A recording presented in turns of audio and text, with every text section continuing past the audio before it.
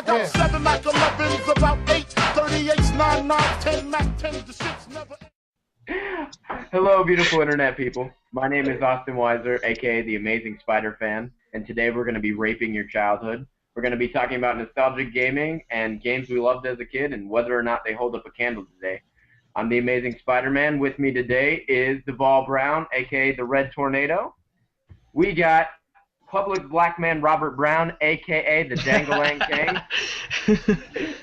And Scott Poor, all the way from a couple blocks over, aka Scott Pockets.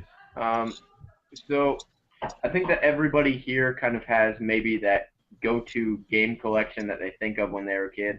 Does anybody right now have like a prominent game that just like sticks out for their #1 nostalgia pick? Probably like Mega Man 2.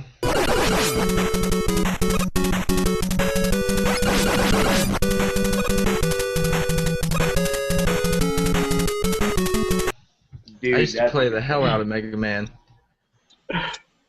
I would think that Mega Man still definitely holds up a candle. That game, just great game design, super just genuine gameplay.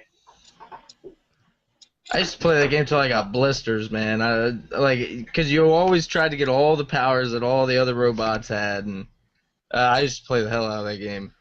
And even if the gameplay doesn't hold up all too well, the music in that game was kick ass. It's dubstep Oh, before yeah. dubstep. Yeah. I love Mega Man 2. In fact, I probably played the shit out of that game as well, but I played 3 more just because I was a dumb kid who was like, oh, I like being able to charge and slide. Like, Yeah. That's That's one where the thing. dog came, right? Yeah. Yeah, the dog, the submarine, you could fly on. Yeah, that was awesome. Yeah, those are some of my memories. But I would say that my game pick, and this isn't too nostalgic because it's fairly like, well, it's more recent than that, but I'd say Street Fighter 3.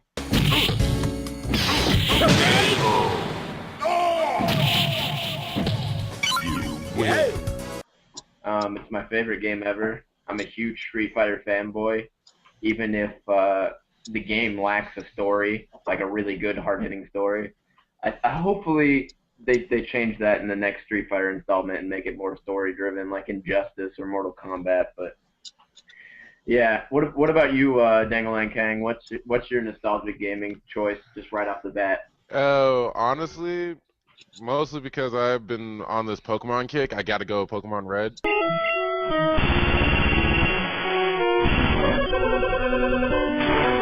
That game seriously taught me how to read. Right there. For those of you who don't know, Dangalang King and I are super dyslexic as all get out. So Pokemon helped us pretend to know how to read. Well, no, I could put the words together, but Pokemon actually forced me to get better at reading than what I was at the time. I was only like in 1st grade. It was great. All right, starters though. Who did everyone pick? Who would have thought that the black guy would have picked Pokemon? Pokemon. Like, for real. I bought a 3DS just to get X and Y. I'm just being real on that. That's funny. But who was everyone's starters? Because I definitely picked Charmander at the beginning, and then Brock was too hard, so I switched to Squirtle. What about everyone else? Water every time. Every generation, every time, water. So Squirtle. What about you, Scott Pockets? I am actually like satanic. I did not play Pokemon as a child. Neither did I, man. Don't feel bad. Do not feel bad. Who would have known that I picked 2 like heathens in the podcast? Oh well. You both still have credit in my book because I know Deval is like a huge nerd, awesome dude, and I know Gigantic. Scott Pockets. Yeah, I know you got. I'll let you keep your nerd cred for that, but well, I guess Deval is older than us. me, young lady? Me, I think it would be Banjo-Kazooie.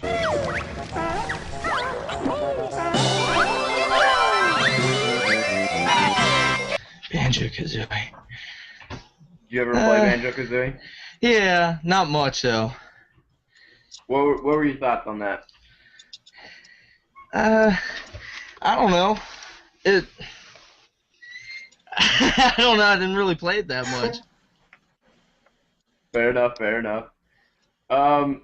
So, does anybody here have a game maybe that they really loved as a kid and recently went back and played and just realized it was total taint? Oh, a game that sucked after you went back to playing it after so long? Yeah, after the nostalgia wore off. For me, it was Sonic 3D Blast on the Sega Saturn. Yeah. Oh my gosh, that game sucks taint.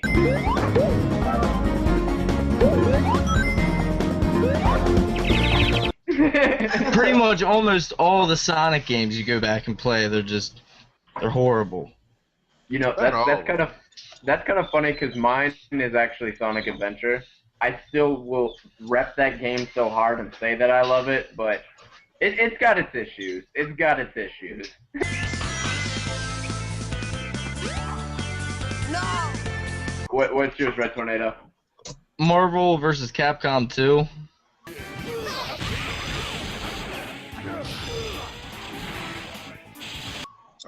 That game's fun as hell. Yeah, but after Marvel vs. Capcom 3 came out, and then Ultimate 3, I don't know. I mean, the Mugens are awesome, but the originals just sucked, man. I would say from a technical standpoint, I 100% agree with you because they definitely just copy and pasted over some of the characters from other games. Like, they didn't even try to balance anybody in that game at all. So it's really broken, but I would say that's part of its charm is that it's so poorly thrown together. I really like it still. And it was also really fun to figure out the hole in your friend's favorite team. Since there usually was. You could not find the perfect team for that game.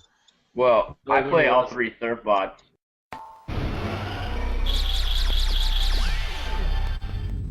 Surbot. No one can take me out. What were they smoking when they put Surbot in that game, though? Like, they're just like, we need a crappy character. What were they smoking when they put Roll in that game? Remember Roll? What were they smoking when they made that game in general? Like, I'm going to show footage of this. But remember the clown stage?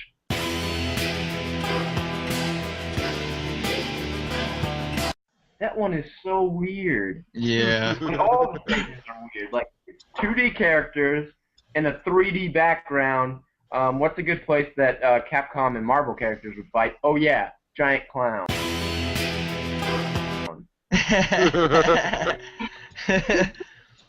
Like, what? I just went back and played Virtual Fighter, and that like Virtual Fighter 2, and yeah, that doesn't hold up either. Like the old 3D fighting games compared to now, like where Tekken's gotten to, and yeah, I can't play it. And the punching's clunky, and I don't know. It's just like cardboard boxes moving around. Have you ever played Dead or Alive 1 or 2 lately? Like, even the physics in those games look primitive, and those were like the very first ones that had it. You're like, good God, are there like two gerbils running around in her chest fighting each other? What's up with that? I'd appreciate your input.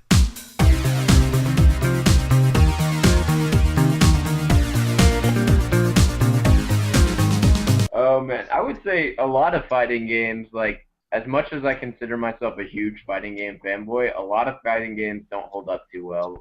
No. As much as I'm probably going to get some hate, I would say even some of the old school Mortal Kombat games, well, especially the old school Mortal Kombat games, super clunky, super hard to pull off moves. I don't know. Are you hating on it because Mortal Kombat 3 left you with a milky butthole? Oh. You know, it did, you know... Shao Kahn in that game should be a convicted rapist. How many times he has milked my butthole as a kid, he deserves to be in prison. I hate Shao Kahn, and I always will. In any Mortal Kombat game, to the beginning of time to the end.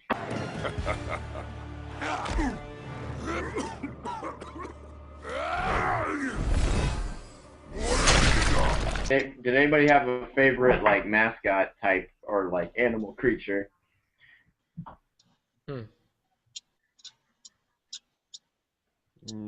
I think mine was Sonic for sure, because Sonic was everywhere. He was eating chili dogs Saturday mornings on my cartoon. He was on my Sega Genesis. He Bonk.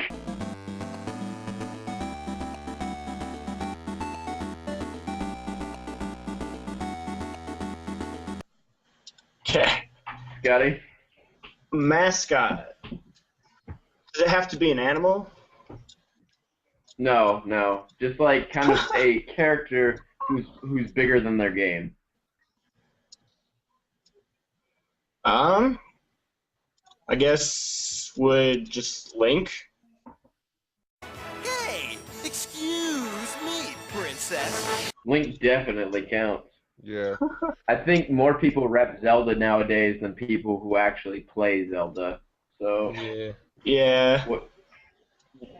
When did you start really liking Link? Was it Ocarina of Time or before that? Yeah, it was Ocarina of Time. I grew up first with my older brother playing it, and then I took it over. So I was just like, first oh. introduced to Link. I was first introduced to Link during Link's Awakening, and I really like that. But that game's weird. That game's super weird.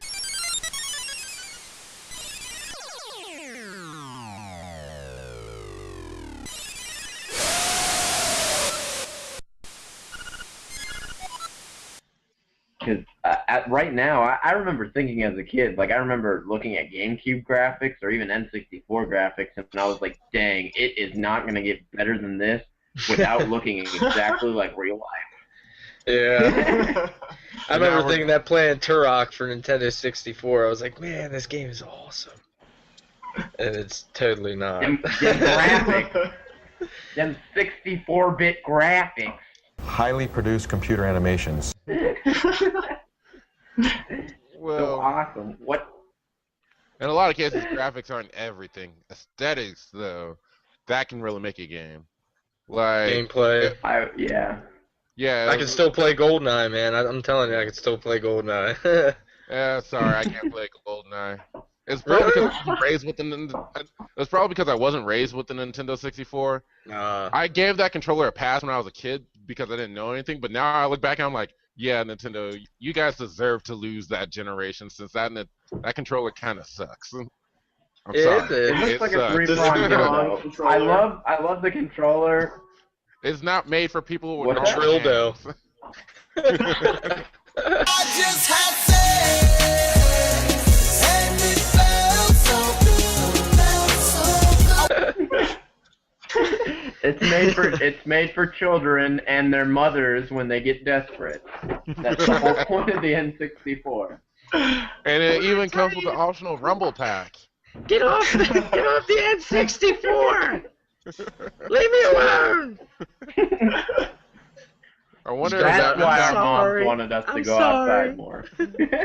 I wonder if that mindset carried over into the Nintendo Wii. Mom's playing Star Fox again.